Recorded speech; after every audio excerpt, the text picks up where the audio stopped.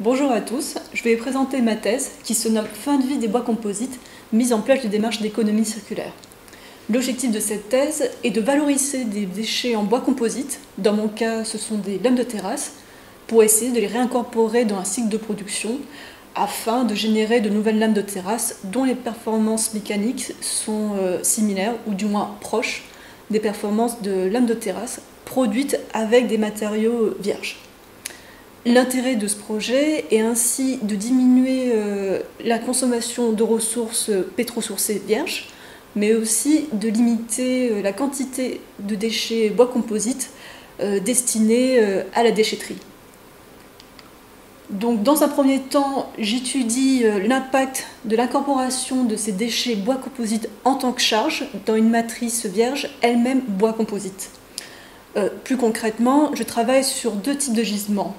Le premier gisement sont des chutes de production qui ont connu peu, voire pas de dégradation. Et le deuxième gisement sont des lames de terrasse arrivées en fin de vie, qui ont, elles, été exposées durant plusieurs années à la pluie ainsi qu'au soleil, et qui ont été fortement dégradées par conséquence.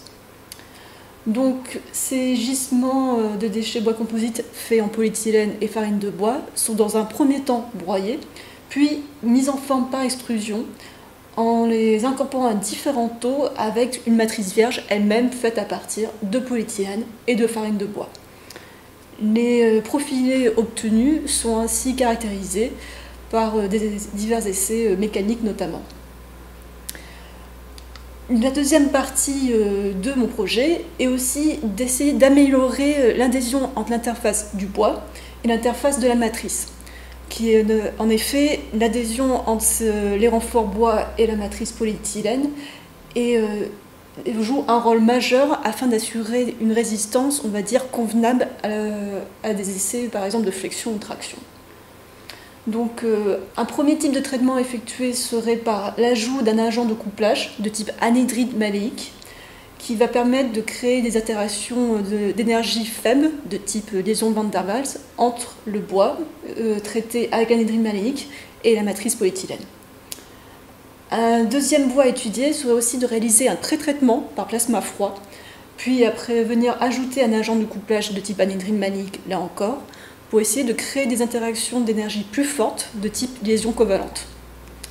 L'objectif, on va dire, de cette approche va ainsi d'essayer d'étudier l'impact de ces traitements additifs et réactifs sur deux gisements de bois composite ayant des taux de vieillissement différents, mais aussi d'étudier l'impact de ces traitements sur des bois composites et ne pas réaliser des traitements que sur le bois comme on peut trouver dans la littérature.